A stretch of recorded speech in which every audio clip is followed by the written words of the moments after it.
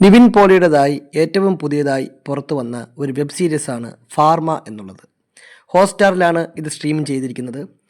Medical രംഗത്ത് നടക്കുന്ന അഴിമതികളെപ്പറ്റിയും corporate മരുന്ന് കമ്പനികളുടെ ചൂഷണത്തിനെതിരെയും വിരൽ ചൂണ്ടുന്ന മനോഹരമായ ഒരു വെബ് സീരീസാണിത്.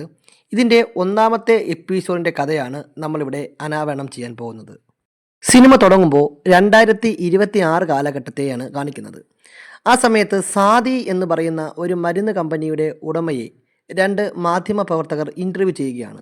അപ്പോൾ അയാൾ പറയുന്നത്, ഈ സാദി എന്ന് പറയുന്ന മരുന്ന് കമ്പനി തുടങ്ങാനുണ്ടായ സാഹചര്യം, ഇവിടെ നാട്ടിൽ ചില കോർപ്പറേറ്റ് കമ്പനികൾ വലിയ രീതിയിലുള്ള വില ഈടാക്കി പാവങ്ങളെ പറ്റിക്കുന്ന ഒരു പരിപാടിയുണ്ട്. മരുന്ന് വാങ്ങാൻ വേണ്ടി വലിയ വില കൊടുക്കേണ്ട സാഹചര്യം പാവപ്പെട്ട ആളുകൾക്കുണ്ടാവുന്നു. അത് ഒഴിവാക്കാൻ വേണ്ടിയാണ് ഞങ്ങൾ കുറച്ച് പേർ ചേർന്ന് സാദി എന്ന് പറയുന്ന ഈ ഒരു മരുന്ന് കമ്പനി ആരംഭിച്ചത് എന്നാണ് ആ ഇൻ്റർവ്യൂവിൽ ഈ സാദി മരുന്ന് കമ്പനിയുടെ ഉടമസ്ഥനായിട്ടുള്ള ആൾ മാധ്യമപ്രവർത്തകരോട് പറയുന്നത്. അതിനുശേഷം കാണിക്കുന്നത് 2008 കാലഘട്ടമാണ്. ഈ 2008 കാലഘട്ടത്തിൽ ആ സാദി മെഡിക്കൽ സ്റ്റോറിലേക്ക് രണ്ട് ആളുകൾ ബൈക്കിൽ വരികയും തോക്കെടുത്ത് ആ സാദി മെഡിക്കൽ സ്റ്റോറിലുള്ള ജീവനക്കാരനെ വെടിവെച്ച് കൊല്ലുന്നതുമാണ് നമുക്ക് കാണാൻ സാധിക്കുന്നത്. അതിനുശേഷം നേരെ സിനിമയുടെ ടൈറ്റിലേക്ക് പോവുകയാണ്. ഫാർമ എന്ന് പറയുന്ന സിനിമയുടെ ടൈറ്റിൽ അവിടെ അനാവരണം ചെയ്യുകയാണ്. അതിനുശേഷം കാണിക്കുന്നത് തൃശ്ശൂർ നഗരമാണ്. തൃശ്ശൂർ നഗരത്തിലേക്ക് ഒരു പുതിയ യുവാവ് ബാഗും തൂക്കി ജോലിക്ക് വരികയാണ്. അദ്ദേഹത്തിൻ്റെ പേര് KP വിനോദ് എന്നാണ്. നിവിൻ പോളിയാണ് ആ കഥാപാത്രത്തെ അവതരിപ്പിക്കുന്നത്. അപ്പോൾ KP വിനോദിനെ കാത്ത് അവിടെ ഒരു സീനിയർ ഉദ്യോഗസ്ഥൻ ഇരിപ്പുണ്ട്. നമ്മുടെ ബിനു പപ്പു ആണ് ആ റോൾ ചെയ്യുന്നത്. അപ്പോൾ ഇവർ രണ്ടുപേരും കൂടി സംസാരിക്കുന്നു. അതിനുശേഷം ഇവർ രണ്ടുപേരും നേരെ ഒരു ഹോട്ടലിൽ കയറി ആഹാരം കഴിക്കുന്നുണ്ട്.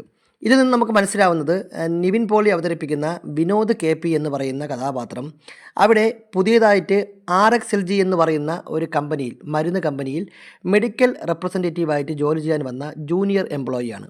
അപ്പോൾ അദ്ദേഹത്തിൻ്റെ ഹെഡാണ് നമ്മുടെ ബിനു പപ്പു അവതരിപ്പിക്കുന്ന കഥാപാത്രം.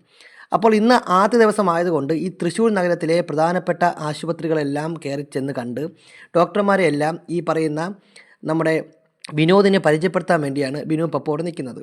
അപ്പോൾ അവർ ആഹാരമൊക്കെ കഴിച്ച് ലോഡ്ജിലെത്തി ഫ്രഷ് ആയതിനു ശേഷം ഓരോ ഡോക്ടർമാരെ കാണാനായിട്ട് ആശുപത്രിയിലേക്ക് പോകുന്നതാണ് നമ്മൾ പിന്നെ കാണുന്നത്. അങ്ങനെ ഇവർ രണ്ടുപേരും കൂടി ആശുപത്രിയിൽ ചെന്ന് ഒരു ഡോക്ടറെ കാണാനിരിക്കുമ്പോൾ പെട്ടെന്ന് ഒരു നഴ്സ് ഇറങ്ങി പറയുന്നു, ഡോക്ടർ ഇന്ന് ആരെയും കാണില്ല, കാരണം ഡോക്ടറുടെ അമ്മ മരിച്ചുപോയി, അപ്പോൾ അതുകൊണ്ട് ഇന്ന് ആരെയും കാണാൻ സാധിക്കില്ല എന്ന് പറയുന്നു. അങ്ങനെ അവരെല്ലാവരും പിരിഞ്ഞു പോകാനിരിക്കുമ്പോൾ ഡോക്ടർ പുറത്തേക്ക് വന്ന് നമ്മുടെ ബിനു പപ്പു അവതരിപ്പിക്കുന്ന അലക്സ് എന്ന കഥാപാത്രത്തെ അകത്തേക്ക് വിളിക്കുന്നു. അപ്പോൾ കൂടെ നമ്മുടെ വിനോദും കയറുന്നുണ്ട്. അതിനുശേഷം ഡോക്ടർ നമ്മുടെ അലക്സിനോട് ചോദിക്കുന്നുണ്ട്, എന്താണ് നിങ്ങളുടെ ഇത്തവണത്തെ ഓഫർ, നിങ്ങൾ എന്നാണ് വിദേശത്ത് എനിക്ക് ടൂർ സെറ്റ് ചെയ്ത് തരിക.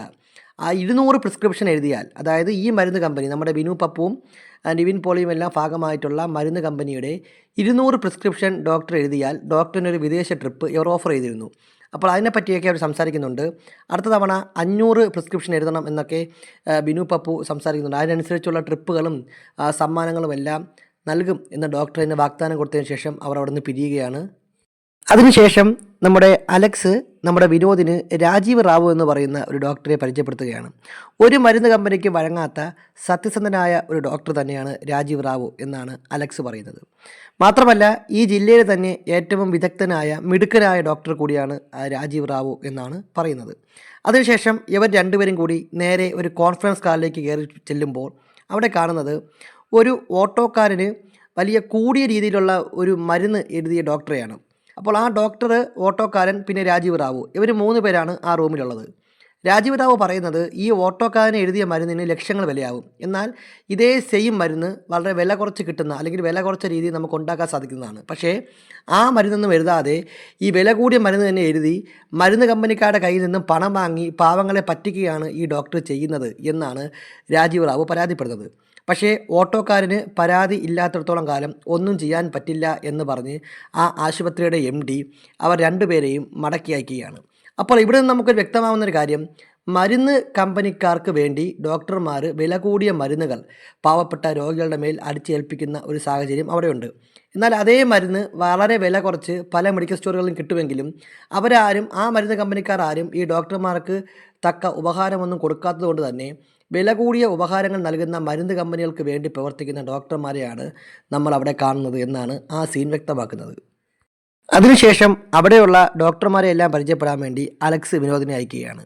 അങ്ങനെ അലക്സ് ആദ്യമായിട്ട് പരിചയപ്പെടുന്നത് ഗൈനക്കോളജിസ്റ്റ് ആയിട്ടുള്ള ജാനകിയാണ്. ശ്രുതി രാമചന്ദ്രനാണ് ഈ കഥാപാത്രത്തെ അവതരിപ്പിക്കുന്നത്. അപ്പോൾ അവരെ പരിചയപ്പെട്ടതിന് ശേഷം അടുത്ത ബുധനാഴ്ച കാണാം എന്ന് പറഞ്ഞ് പിരിയുകയാണ്. അതിനുശേഷം അലക്സ് അവിടെയുള്ള മെഡിക്കൽ സ്റ്റോറിലെല്ലാം പോയിട്ട് അദ്ദേഹത്തിൻ്റെ കമ്പനി RXLH എന്ന് പറയുന്ന കമ്പനിയുടെ എത്ര മരുന്നുകൾ വിറ്റുപോയി എന്നുള്ള കണക്കുകളൊക്കെ എടുക്കാൻ ശ്രമിക്കുകയാണ്. പക്ഷേ ആരും ഒരു പുതിയ ആളായതുകൊണ്ട് തന്നെ ഇദ്ദേഹത്തിന് കണക്കുകളൊന്നും കൊടുക്കാതെ അപമാനിച്ചു വിടുന്നതും നമുക്ക് കാണാനായിട്ട് സാധിക്കും. ഒടുവിൽ വിറ്റ് പോവാത്ത സ്റ്റോക്ക് ഉള്ള ഒരുപാട് മരുന്നുകൾ RXLHൻ്റെ മരുന്നുകളെല്ലാം അവിടുത്തെ മെഡിക്കൽ ഷോപ്പ് ഉടമ നമ്മുടെ അലക്സിൻ്റെ കയ്യിൽ കൊടുത്ത് വിടുന്നതും നമുക്ക് കാണാൻ സാധിക്കും. ഇതൊക്കെയാണ് ഒന്നാമത്തെ അധ്യായത്തിൽ ഒന്നാമത്തെ എപ്പിസോഡ് നമ്മൾ കാണുന്നത്. പിന്നെ ആ ഒന്നാമത്തെ എപ്പിസോഡ് അവസാനിക്കുന്നതിന് മുമ്പായിട്ട് ആ ജില്ലയിലെ തന്നെ ഏറ്റവും ചൊറിയനായ ഒരു ഡോക്ടറെ കാണാൻ വേണ്ടി അലക്സും വിനോദും പോവുകയാണ്. അപ്പോൾ അലക്സ് ആദ്യമേ വിനോദിന് മുന്നറിയിപ്പ് കൊടുക്കുന്നുണ്ട്, ഇദ്ദേഹം ഒരു ചൊറിയനാണ്, ഇദ്ദേഹത്തോട് സംസാരിക്കുമ്പോൾ സൂക്ഷിക്കണമെന്നൊക്കെ പറയുന്നുണ്ട്. എന്നാൽ അലക്സ് പറഞ്ഞത് കേൾക്കാതെ ഓവർ കോൺഫിഡൻസിൻ്റെ പുറത്ത് വിനോദ് പറയുന്നുണ്ട്, ഞാൻ ഇദ്ദേഹത്തെ ഇപ്പോൾ കുപ്പിയിലാക്കി തരാമെന്നൊക്കെ പറഞ്ഞ് അകത്തേക്ക് കയറി സംസാരിക്കുമ്പോൾ ആ ഡോക്ടറിന് ഇഷ്ടപ്പെടാതെ വരികയും നമ്മുടെ വിനോദിനെ അവിടെ നിന്ന് അടിച്ച് പുറത്താക്കുന്ന ഒരു കാഴ്ചയും നമുക്ക് കാണാനായിട്ട് സാധിക്കും.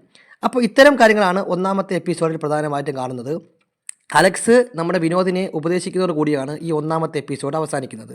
അതായത് ഈ കമ്പനിയിൽ വർക്ക് ചെയ്യാൻ, ഒരു മെഡിക്കൽ റെപ്രസെൻറ്റേറ്റീവായിട്ട് വർക്ക് ചെയ്യാൻ ആവശ്യം പഠിത്തമല്ല, പഠിച്ച കാര്യങ്ങളെല്ലാം മറന്നിട്ട് ഇവിടെ കമ്പനിക്ക് എന്താണോ ആവശ്യം അതിനനുസരിച്ച് വർക്ക് ചെയ്ത് സെയിൽ കൂട്ടാനാണ് താൻ ശ്രമിക്കേണ്ടത് എന്ന് പറഞ്ഞ് നമ്മുടെ അലക്സ് വിനോദിനെ നല്ല രീതിയിൽ ഉപദേശിക്കുന്നിടത്താണ് ഒന്നാമത്തെ എപ്പിസോഡ് അവസാനിക്കുന്നത്. ഇതുപോലെ രണ്ടാമത്തെ എപ്പിസോഡും മൂന്നാമത്തെ എപ്പിസോഡും എല്ലാം വഴി അപ്ഡേറ്റ് ചെയ്യുന്നതാണ്. അപ്പോൾ ഇത്തരത്തിലുള്ള സിനിമ കഥ എക്സ്പ്ലനേഷൻ അറിയാൻ വേണ്ടി നമ്മുടെ ചാനൽ സബ്സ്ക്രൈബ് ചെയ്യുക.